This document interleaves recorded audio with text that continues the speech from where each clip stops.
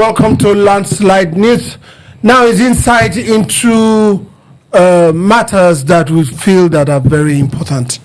Reuben Abati came out and spoke on all sides, every side, on Trump's designating Nigeria as country of peculiar concern. Also, Kafo. Yeah. Reuben Abati, is drawing Nigerians' attention to what he called Trump's plan for Africa, for Nigeria. He highlighted South Africa, Trump's hatred for South Africa. He highlighted Trump's hatred for Nigeria. He highlighted that Trump's attack is on these two countries, that Trump simply want to destabilize Nigeria. He actually called Trump a baby who craves for attention, like a baby craves for candy. A lot of tough words he used against Trump's and Trump's interest. But he was also quick to say that he's sure Trump is not really coming for our resources, our oil, or whatever. That he's sure that's not what Trump is coming for. He was asking, what is he coming for? He also went to talk about China being our ally. And when he himself is talking about China being Nigerian ally, I'm beginning to wonder, is he aware of the Chinese, bringing arms and working with these bandits to cut away our minerals? Is that the kind of ally that Abati would want to settle for? Because we have to be careful of what we think, who we call our friends and who we don't call our friends. If somebody says he's our friend and you are allowing, a group that is killing our people, killing innocent farmers, killing innocent villagers because you want to have access to mining sites, you begin to give these people that person is not really our friend. Do you think that Reuben Abati, in his capacity or in his position, with the knowledge he has, doesn't have this information? Shomala said it in open place space. Exactly. And it's calling China our ally. So when you begin to look at the real fabrics of the writing, a lot of good work he did there. Also calling on Asiwaju to throw away these yes men around him, get adults in the room, people like Olusegun Obasanjo. You mentioned a host of them, get them in the room and actually fight the terror. But the only way I disagree with him is he has his right is to call people like Gumi into the room. I don't think Gumi should be called into the room, to solve the problem. No, Gumi has shown sufficient love for those who are killing our children, those who are raping our women, those who are abducting our school girls, those who are killing our farmers, those who are sacking villagers, those who are taking territory from Nigeria. That is the first loss of sovereignty we are even having. Not Donald Trump, who said, fix your country, else I will come. There is actually a room for him not to come. So I don't think Gumi should be there, but that's his opinion. But excellent write-up, no doubt, touching many places. A host of things he has there. If we begin to take them one by one, I think we're going to be here for over 3 hours. Abati, on issues surrounding Trump designating Nigeria a country of peculiar concern. Yeah, Abati is an old horse. He's been in the game for some time now. At some point, I think he was the chief editor of the Guardian newspaper and the Daily newspaper, and so he's an old writer who knows how to navigate with the pen, and that's what he had done.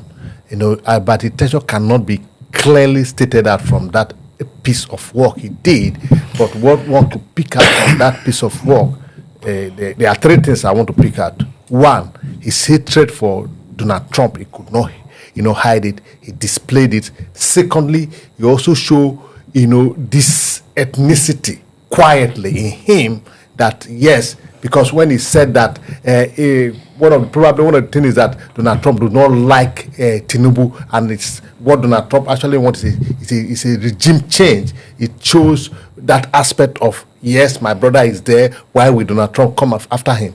He also tried to balance his own argument to show that it's destabilize. He is objective by going to an old story of how Tinubu and his people went to the U.S. and also intimate the U.S. of religious genocide in Nigeria, and then under the leadership of the government of Goodluck Jonathan. And now that the table had turned around. He now spoke of nemesis. He's saying that nemesis has caught up with Tinubu. The shoe is now in the other leg. So what do you do at the moment? That's why I say it's an old horse. Even though he want to speak for his people, he want to speak for his brother, he find a way of, also, ensuring that he did not come out openly to say he is defending his brother. He's an old writer. But again, we had a lot to learn from what Reuben Abati has said there. The main thing I would might take home from that write-up is that the Nigerian government should sit down and do their work. The problem is that in the summary of what he has said, the failure of government had led Donald Trump to label our country a country of particular concern, that the government should go back to the drawing table and take action to ensure the country is fixed, so that no one will have an excuse to interfere in our domestic affair. I think that's what the piece is all about, by my own understanding. Okafor, he also told us, he said, let me read what he said. He said Nigerians must come together and save their country. He said it must be clear to the United States, with its capacity for the intelligence and all the futuristic devices at its disposal, that whatever conflict that they may exist in Nigeria is far more nuanced and complex. Now, the complexity of Nigeria, he also talked about it. He said we have to come together and save our country. Now, in saving our country, are Nigerians coming together to do that? You have always said something, that there is no country that is not complex. No. No country. No. If not by language, it will be by tribe, culture, or it will be by religion, culture, or belief, or philosophy, or wanting. There's always a complex country. You are not going to have a country where, even in America, where it feels like they all speak English. A Southern accent is different from North England, New England accent. Yes. It's different from California accent. If you look at some of them came in from Mexico. Look at the originality. Look at, if you live in places like Pennsylvania, you see that most of the people that came from Germany, that you have cities like Harrisburg, Wolfsburg, and all the bug. Yeah, according to their language. I lived in Pennsylvania for years. Yeah. So there's no country that is really not complex. You don't have it. So if you look at what Abati described as genocide, he tried to define genocide, that genocide is not what is happening. Go and find the definition of genocide, according to where he quoted. It's actually intent to commit all those, intent to commit ethnic in whole or in part, to do away with people for ethnic reasons, for racial reasons, for religious reasons. Also intent. Go and read it where he quoted. So there is genocide. Whether there is a bigger genocide, fine. If there is a bigger genocide, Christian genocide can be a fraction of the entire genocide. But fundamentally, what is important to every Nigerian is insecurity does not become acceptable simply because it's not a Christian genocide. So he said we should come together. The questions Nigeria are asking, who are we? Who are we? Because some will speak when Donald Trump say, fix your country, I will come. But when they kidnap 25 children or 24 children in Kebbi, they will not speak. Quiet. He has written now on this. I don't know. I will go back to check what he wrote when Yewata was brutalized. I want to check what he wrote when Plateau communities were sacked. I want to check what he wrote when St. Xavier Francis Church, people worshiping there were massacred. I want to check what he wrote even when the Kwara community, Christ Apostolic Church was attacked recently. So when you say we should come together, the question is, who are we? Do we have the same purpose? Are we all solving the same problem of national development, or others are solving a different problem? What is their next milestone? Is it credible election? Selecting a leader from anywhere? I love what he said at some point, where he said that simply saying Nigeria president should come from south or north might not serve this nation. He's attaching himself to what Abacha wanted to do at the time. That is the 6th geographical zone. I think I actually started with Abacha's time, because 6th geographical zone is not in our constitution. No. It's not in our constitution. No. But there's no Nigerian that has not come to recognize that in some form, because even the political party constitutions, have it there. That president should be coming one term from there to ensure balance. He talked about balance. If you look at his writing, a lot of things to pick, but there are a lot of questions to also ask as to his own affinity and as to the intention of this lengthy letter. Is he really to tell people, because he was talking about having an ambassador or having somebody to speak for us. Somebody speaking for us won't be important if there is no insecurity here, even while I think we should have ambassadors. But now getting ambassadors to launder our image is not the thing Nigeria needs so much now as to our officers, our military formations going to decimate these bandits at their source. Look at what happened in Kebbi State, where Governor Idris received intelligence report from the DSS and shared it, and acted on it. Forces were deployed, officers were deployed to the place, and they stayed for almost 24 hours. 30 minutes of their departure, these bandits came and packed our children. The question is, before departing, have they gotten any intelligence report that these threats no longer exist? So the thing that hits us most now, why getting ambassadors are important to launder image and discuss and explain to Donald Trump what genocide is as against what he thought. They are all good. We need that international image. We all need it. We don't want to demarcate our nation. But more importantly, this crime should not be there. This killing of our people should stop. That is more important to us than even going on a visit to meet Donald Trump or to prove to Donald Trump that there is no genocide in Nigeria. Now, picking it from there, where we are trying to prove to Donald Trump, we have a delegation led by the NSA now in the United States, trying to get audience with probably maybe those that are in charge of the international relations. Now, the chief of defense staff is there, the NSA is there. Is that the right step for us to take to go and be convincing, like Okafor said, trying to launder our image and say nothing is happening, or deal with what is happening internally? You see, sorry. And secondly, people that spoke, a lot of people from the north that spoke about the Trump proposed invasion, none of them have spoken since the Kwara massacre happened. None of them have spoken since the Kebbi happened. We have not heard the voice of Gumi. Neither have we heard the voice of Baba Ahmed. Neither have we heard the voice of Alhaji Shehu Gabam. Nobody has spoken. Yeah, so this is the country we are. You see, I think we have problem with our priority, especially government had problem with prioritizing what it is important and what is not important. If Donald Trump had tweeted that, look, deal with insecurity, or I will come and help you deal with it, is it important for you to take steps to deal with insecurity, or you go there to show to him that there's no insecurity?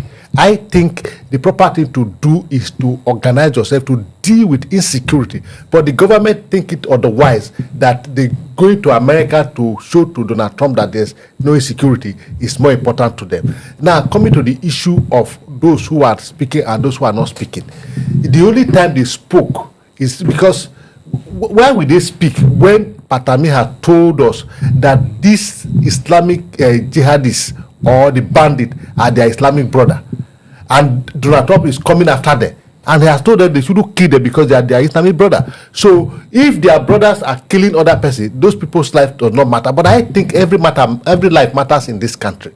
So you won't hear much from them. But I think what the government should do at this point in time is to prioritize what is more important. Is it the security and lives of the people of Nigeria, or the image, to launder the image of Nigeria abroad, to show that you are doing well, you are not doing well? I think that's not what they should be doing at this point. Now, he also called on some elders in Nigeria that the president should involve them. He also called some religious leaders, and he also called on the ones that have not spoken about these issues. What do you say about that? Yeah, let me read out that 1948 Convention on the Prevention and the Punishment of the Crime of Genocide. It defines genocide as acts committed with the intent to destroy, in whole or in part, a national, ethnic, racial, or religious group. And that convention has a requirement that the state should punish those offenses. Boko Haram came out not wanting any other religion except Islam of its own kind. And what has it decided to do? Start burning churches, start killing people. We have always said that Muslims have also died in the process of all this. There's nobody has actually ever denied that. But you saw Buhari gave award to the man that saved 262 Christians who ran into mosque. The question is, if those Christians didn't run into mosque, would they be saved or not? So there's a wider killing, but there are cases where Christians were targeted. You can't remove it. There is a Christmas Eve church bombing. There are a lot of cases where Christians were targeted. You cannot remove it. But does it mean Muslims have not died? They have died. Animal, like he claimed. Those who worship animals, those who worship other things, they have died. Kidnappers, when they want to kidnap, they don't ask where you are from or whatever. We should also understand that the insecurity happening in Nigeria today are of many fronts. Before Boko Haram, we used to have crime. We used to have armed robbers. We used to have so all those crimes are still there. We used to have kidnapping. Even back in Niger Delta, they used to kidnap white men. So the crimes are still there. So it doesn't mean that all these crimes are all Boko Haram or whatever. The crimes are still there. Crime is crime. So when those ones happen, you don't say, okay, did they ask for identity for Christian or did they ask for identity for Muslim? No, that's not Boko Haram. That's a different thing. Those are still crime. So blocking the road to rob everybody, nobody's going to ask you for identity or things like that. But we have those going to Christian community, decimating them, taking over their land. Why? Where are you from? Where is your own land? If you don't have, you buy. If you go to a new place, there is no ungoverned space in Nigeria. There should not be, if not for bandits who have taken over some spaces. So now this is a new wave of crime. Yeah, my question is to them, like you asked them, where are their voices even for the death of our Brigadier General? Exactly. The death of Brigadier General Musa Uba. Where are their voices? Where are their voices? Where are their pistols? Where are their essays? When we say we, who are we? We need to be sure that we are fighting this same problem. People that think that it is okay for another person to die, I don't think that person is solving the same problem with us who think nobody should die, no matter your ethnicity, no matter your religion, no matter your belief. And no religious group should tiptoe in order to be alive. If you are a Christian or no tribe, if you are a Christian, they say you are a Christian in Southern Kaduna, don't go to Northern Kaduna and do this or else fight to start. That's not the nation we want. That's not the country we want. We want the country. This country is supposedly built on religious tolerance. Religious freedom, actually. There shouldn't be tolerant freedom. Religious freedom. All right. Complexity in every society is how you manage it. I remember the case of Rwanda, they speak one language, one religion, one everything. But at the point, they change it to the Hutu and the Tutsi. And we saw what happened in Rwanda. Complexity will always be there. But we need to make sure that we arrange it the way it ought to be. We'll be right back on Landslide News.